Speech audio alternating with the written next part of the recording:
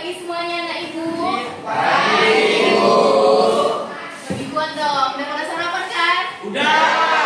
Selamat pagi semuanya anak ibu. Pagi ibu. Nah, sekarang kita akan belajar pemasaran. Minggu lalu itu kalian udah belajar apa? Wirausaha. Nah, wirausaha. Nah, kali ini kita akan belajar pemasaran. Tentunya ada yang tahu nggak di sini arti dari pemasaran? Ada yang tahu nggak? Kalau ada tunjukkan. Ada yang tahu? Oh ya, silakan kakak yang di sana. Boleh sebutkan namanya dan juga bisa jelaskan apa sih pengertian dari pemasaran? Ya.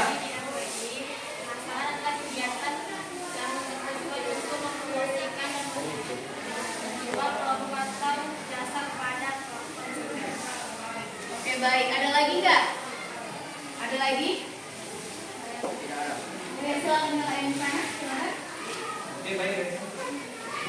Kenalkan, nama saya Raisa Putri. Pemasaran adalah salah satu kegiatan pengembangan bisnis. Nah, iya benar. Jadi pemasaran itu adalah kegiatan mempromosikan atau menjual barang baik jasa maupun barang dagang. Nah, seperti yang kita tahu di sini, siapa yang tahu ini kan pasar ini termasuk pasar jasa atau pasar dagang? Yang ini? Nah, di sini grocery kita tahu, grocery itu termasuk pasar dagang. Kalau jasa itu apa sih? Jasa itu yang tidak bisa kita lihat. Nah, untuk fungsinya itu ada yang tahu nggak fungsinya selain dari PPT, pendapat pribadi ada nih? Ada nggak nih anak-anak yang tahu nih? Fungsi dari pemasaran yang anak tahu nih apa sih fungsi dari pemasaran itu? Boleh sebutkan? Nggak apa-apa, coba aja. Untuk memperkenalkan produk-produk Boleh diri? Boleh diri? Ya. untuk memperkenalkan produk-produk yang baru yang masih asing di mata para konsumen. Nah, iya benar. Ada lagi nggak? Selain memperkenalkan nih, ada lagi nggak? Oke. Oh ya, silakan. Perkenalkan namanya dan juga apa jawaban dari pemasaran. Pemasaran, nama saya Jadi pemasaran, fungsi pemasaran membuka lapangan kerja. Oke, baik. Membuka lapangan kerja. Ada lagi nggak nih? Baik. Oke, mau jelaskan. Tadi memperkenalkan produk, membuka lapangan kerja. Nah, itu semua benar. Tapi ada lagi nih. Yang pertama itu tentunya mendapatkan keuntungan. Kita kan jualan nih. Kita jualan pasti tujuannya keuntungan. Dan yang kedua, pemasaran itu sebagai konsumen untuk mendapatkan barang sendiri. Mendapatkan barang, kita mendapatkan apa yang kita butuhkan. Juga kita membangun yang namanya hubungan berkelanjutan antara kakak misalnya pembisnis dengan yang konsumen. Pasti kan ada hubungan berkelanjutan. Nah, di situ tadi menjadi fungsi dari pemasaran sendiri. Nah, selanjutnya pemasaran ini yang seperti kita jelaskan tadi ada pemasaran dagang dan pemasaran jasa. Nah, pemasaran dagang itu ada yang tahu nggak seperti apa gitu? Boleh? Mungkin yang abang di sana, bang. Abang yang di ujung, boleh tahu nggak apa sih pemasaran dagang itu seperti apa gitu? Pemasaran konvensional atau dagang itu apa sih? Apa kira-kira bang? Atau kakak yang di sana? Kakak ini ya? Iya, tapi tempatnya seperti apa? Ya, kakak tahu seperti apa tentang pemasaran dagang itu boleh dijelaskan?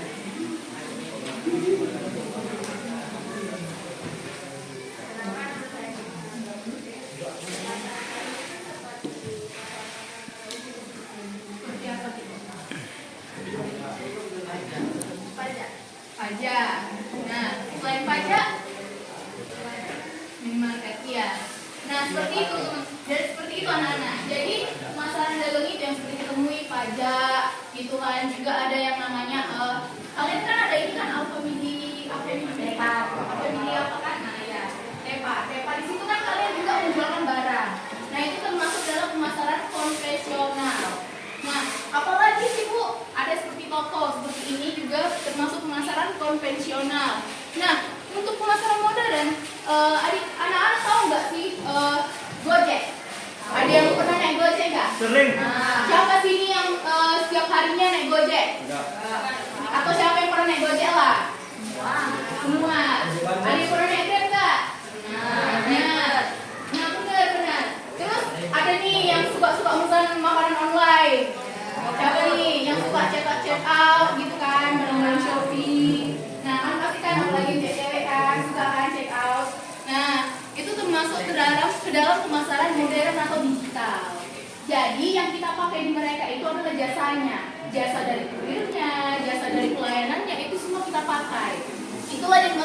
pemasaran modern.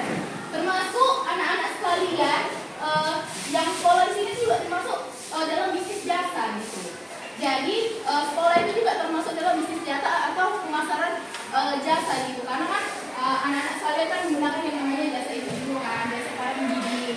Nah itu termasuk di dalam pemasaran jasa. Nah gitu, rumah sakit. Nah rumah sakit. Rumah sakit kan termasuk di dalam apa coba? Jasa. Yakin dia saja. Bisa termasuk ke dalam konvensional dan modern. Gimana sih Bu pemasaran apanya? Coba nih, paling dan konsultasi ke dokter. Itu jasa atau barang? Jasa. Benar. Tetapi kan ketika kalian membeli obatnya kan sudah ada beberapa barangnya. Nah, disitulah termasuk ke dalam pemasaran konvensionalnya. Terus kalian pernah nih tahu nggak link Halodoc? Link Halodoc itu apa coba? Ada yang tahu? Nah iya benar. Oke. Ya, tangan buat Keisha coba. Nah iya benar. Jadi itu yang kita tahu website Halodoc itu termasuk dalam digital jasanya. Jadi pas kita konsultasi untuk kita tahu nih apa nih gejala penyakit kita kan kita sudah menggunakan yang namanya jasanya. Jenis-jenis pemasaran seperti tahu tadi ada pemasaran tradisional, pemasaran digital. Nah, yang di pemasaran tradisional udah tahu lah ya. Udah tahu lah ya gimana ya caranya. Nah, ada yang tahu? Gimana nih cara pemasaran tradisional biasanya mempromosikan dagangannya? Apakah hanya jualan pajak doang gitu? Jadi gimana dong? Iya benar. Apa lagi? Terus apa lagi? Nah ya benar kan anak-anak itu semuanya. Jadi itu ada melibatkan media cetak seperti poster, seperti yang kita tahu kan ada situ yang kita lihat kan ada nih sedot WC. Nah itu termasuk juga dalam pemasaran tradisional karena dia menggunakan yang namanya kan pamflet gitu kan, pamflet yang ditempelkan ke tiang-tiang listrik gitu. Terus radio, kenapa sih Bu radio itu tradisional, radio itu termasuk tradisional? Karena dia itu menggunakan yang namanya kan media kan, media seperti yang kita tahu kan. Kayak kalian pernah nonton nggak Sabun Boy? Nah, apa tuh iklan yang kalian tahu motonya? Detol. Kok Detol saingannya dong. Motonya apa? Moto dari Lifebuoy? Apa? Menghilangkan kuman. Menghilangkan kuman. Apa lagi?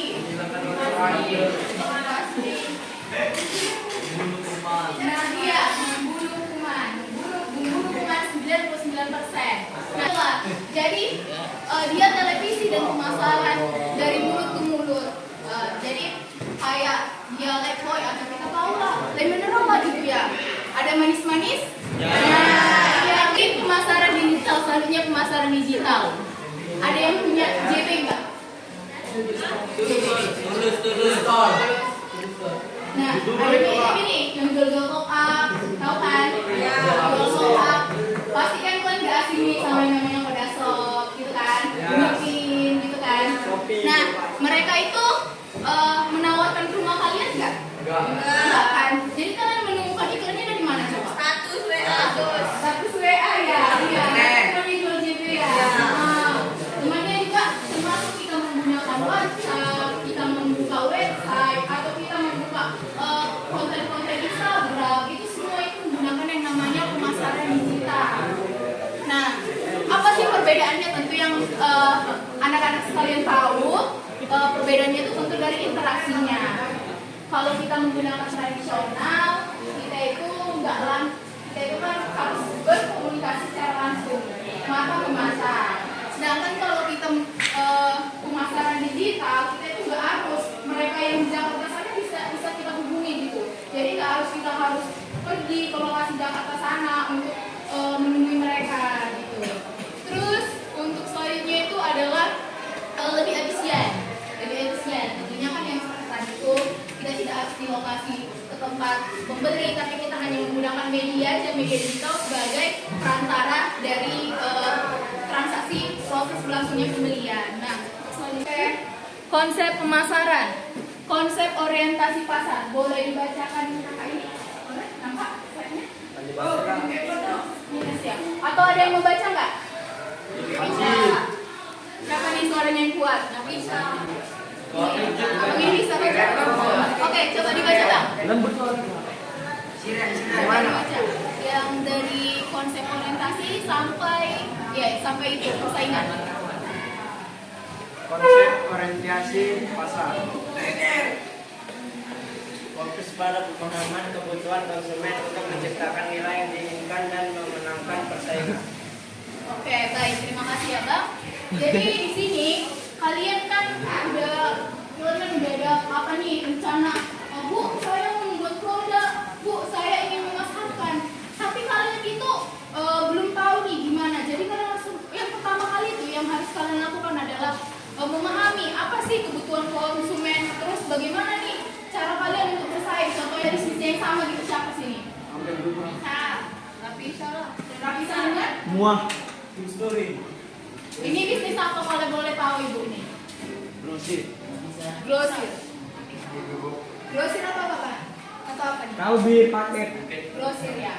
Nah, kalau untuk grosir sendiri memang cenderung tidak ada posisinya gitu ya, sudah ada wilayah. Tapi di dalam kita menempatkan tempat grosir tentunya kita kan harus meriset dulu kan.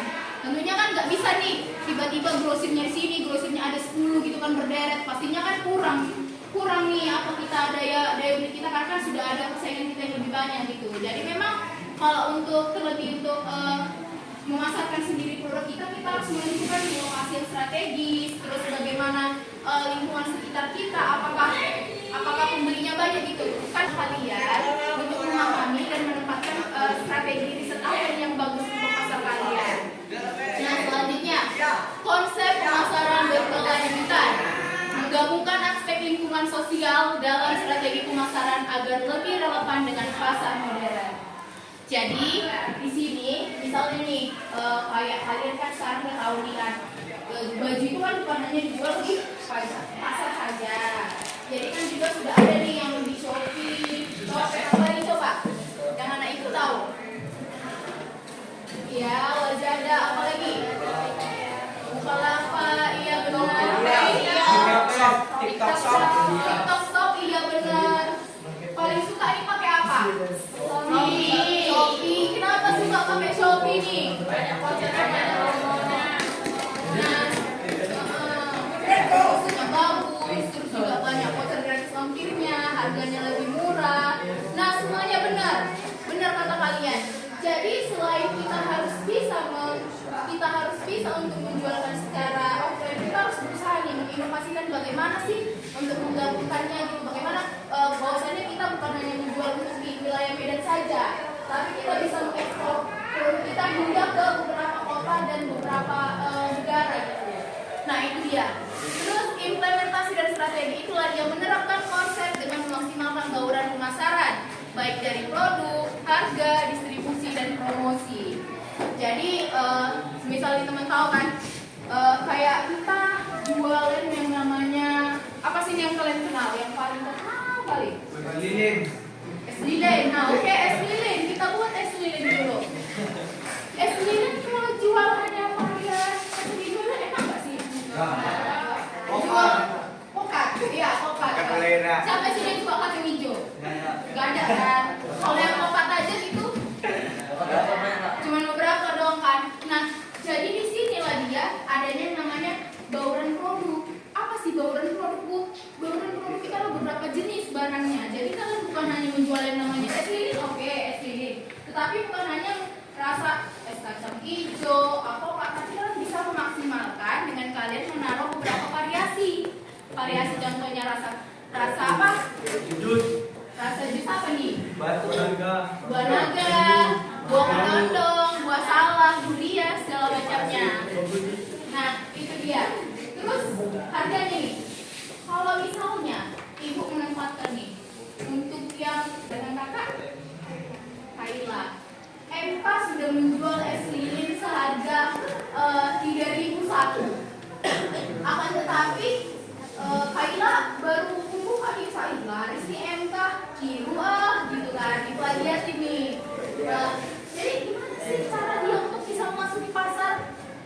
Apa nih kira-kira? Ada yang tahu? Nah, modal. Oke, modalnya aku tingkatkan kok. Modalnya gitu boleh. Aku renovasi tempatnya boleh. Apa lagi? Apa lagi? Tentunya membuat perubahan harga. Jadi harganya bisa saja dimaksimalkan dengan harga yang lebih murah. Jadi yang tadinya si MK adalah bos dari pengusaha es lilin nih, sebagai pesaing utama gitu kan di pasar es lilin. Tapi dengan dia nggak melakukan perubahan harga atau ketika ada persaingannya dia nggak melakukan inovasi, bisa saja loh pelanggan yang tadinya sama kok, sama-sama es lilin, kenapa nggak sama si siapa tadi? Kesha, Kaila aja gitu. Kaila juga jual es lilin, enak juga kok. Nah, di situ dia permainan harga dimulai. Nah, terus ada yang namanya distribusi. Distribusi itu contohnya itu distribusinya itu bagaimana cara kalian mendistribusikan. Contohnya dari anak yang tadi, Khairil ini dia menjualnya itu hanya offline gitu. Sedangkan dari Kaila dia bisa nih, saya antar nih ke teman saya siapa namanya? Aura, saya bisa antar tuh gratis ongkir.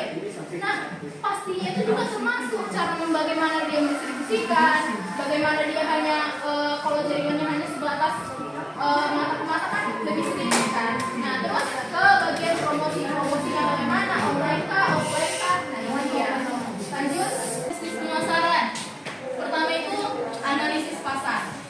Ketika anak-anak ibu sekalian menciptakan produk, tentunya anak-anak ibu harus paham nih pasarnya bagaimana, apa yang sedang tren itu juga bisa dilakukan. Tahu kan lagu buku kan? Tahu. Tahu lagu buku itu terkenal karena siapa?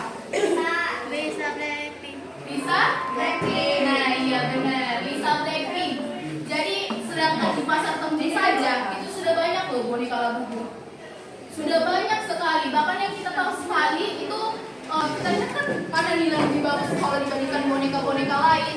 Hanya sekedar saya, cuman karena dia sudah yang melakukan yang namanya promosi menggunakan artis besar bernama Lisa Blackpink, dia ini mampu nih menguasai pasar boneka, yaitu dengan nama Labubu.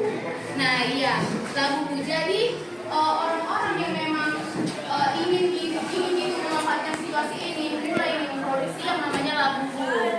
Terus dia pengembangan strategi. Bagaimana cara menjual Labubu gitu? Yang dari kasusnya tadi Lisa tadi, bagaimana dia strategi yang menjual lagu itu? Endorse, iya benar, endorse.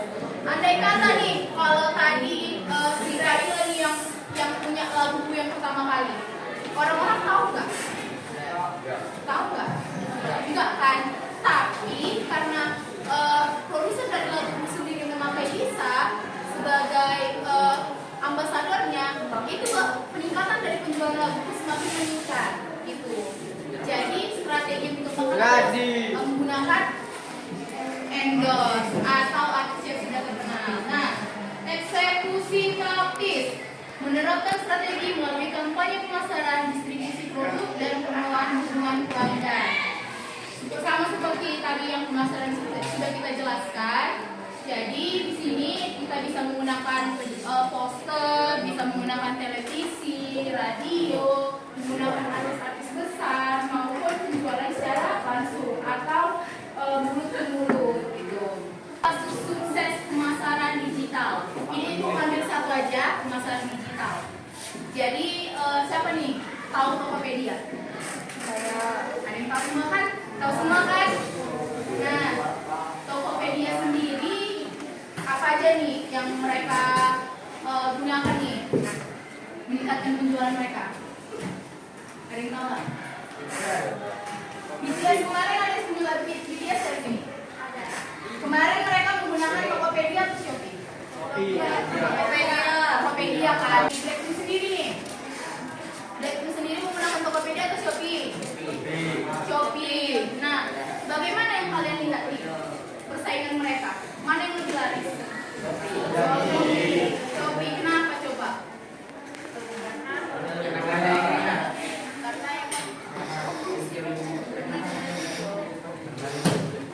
Karena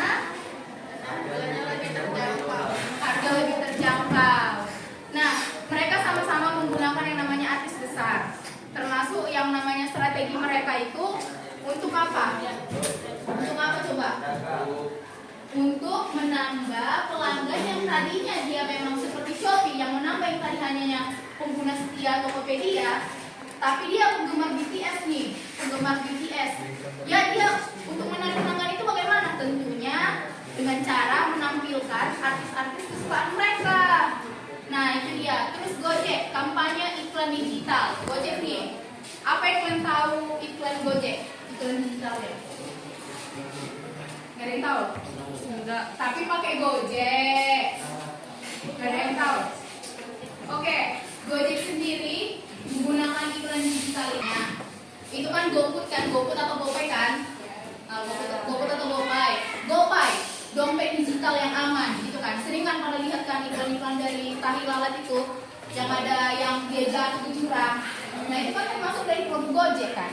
Mereka menggunakan iklan dari kartun untuk mempromosikannya kepada pengguna media sosial. Jadi ketika kita buka Instagram, Facebook, kita bisa melihat nih iklan-iklan daripada Gojek sendiri.